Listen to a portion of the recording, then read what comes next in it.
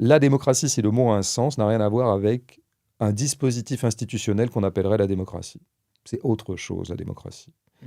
C'est un certain rapport au monde, c'est une certaine occupation du temps et de l'espace, c'est un certain nombre de rapports entre les individus qu'on appelle des citoyens.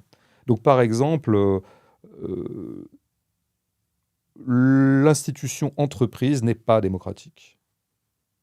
Voilà, pour prendre vraiment quelque chose qui est très loin, a priori, de nos affaires institutionnelles, Mm. les institutions telles que classiquement envisagées, à savoir l'Assemblée nationale. Bon. C'est une institution, l'entreprise, et elle est complètement adémocratique, puisque certains ont sur d'autres au sein de cette entreprise le pouvoir de les licencier. En tout cas, le pouvoir d'en disposer, parce qu'ils ont, pour eux, le chantage à l'emploi, et ils sont les détenteurs de capitaux. Et donc, qu'est-ce que ça voudrait dire l'organisation de la production démocratique? Ce serait celle où tous les producteurs soient égaux devant ce qu'ils sont en train de produire. Voilà, par exemple, c'est tout ça la démocratie. C'est pas fondamentalement, ça va pas s'institutionnaliser parce que c'est vraiment, je pense, une disposition générale des rapports entre les gens, quoi. Ce sont des rapports d'égalité, en tout cas, voilà, qui ne sont pas décrétés par les institutions, qui sont concrètement pratiqués par les gens. Donc, les gens exercent beaucoup plus la démocratie quand ils décident de parler, comme dirait très bien Rancière, quand ils prennent la parole là où tous les disposaient à ne pas la prendre. Ça, c'est une effraction démocratique. Mais peut-être que la démocratie, d'ailleurs, pour être tout à fait ranciérien aussi, ça ne peut jamais être une institution parce que c'est toujours un mouvement, c'est toujours des gestes.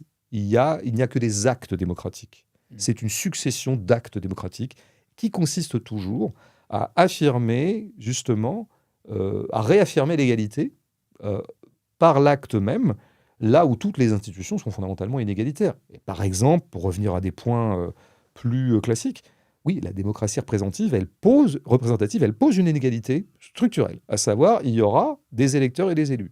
Il y aura des gens et puis leurs représentants. Donc déjà, là, on a clivé fondamentalement le corps social en deux groupes de gens, bon, sachant qu'on sait très bien qu'en général, les représentants peuvent assez à loisir oublier les gens qui les ont désignés comme représentants.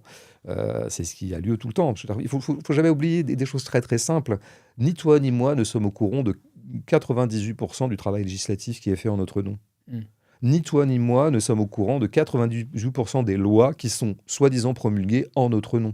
Mais pas forcément parce qu'on nous les dissimule, mais Mm. parce que la situation objective et factuelle dans laquelle nous évoluons fait qu'on ne prend pas le temps, on n'y prête pas attention, et puis les législateurs en question ne se foulent pas beaucoup pour nous informer. Mm.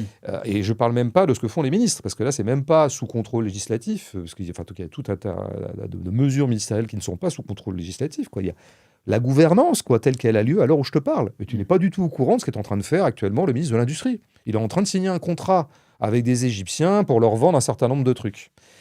Mais je ne suis pas au courant. Alors après, si je passe ma vie à lire les journaux, et notamment les journaux de gauche, je vais réussir à me mettre au courant. Mais en fait, tout ça se fait sans nous. Donc bon, il y a une inégalité fondamentale. Il y a quand même globalement ceux qui gouvernent, et puis il y a les gouvernés. Bon, et donc ça, c'est un déni absolu de démocratie. Mais encore une fois, je pense que il n'y aura jamais d'institution démocratique. Il n'y aura qu'un contrôle démocratique sur les institutions. Mm. Ça peut être que ça, en fait. Ça peut être un contrôle. À peu près à l'image, par exemple, sans le mythifier aucunement, mais quand on se documente là-dessus, c'est quand même très impressionnant. C'est à peu près le rôle que tient le peuple de Paris pendant les 3-4 premières années de la Révolution. Voilà.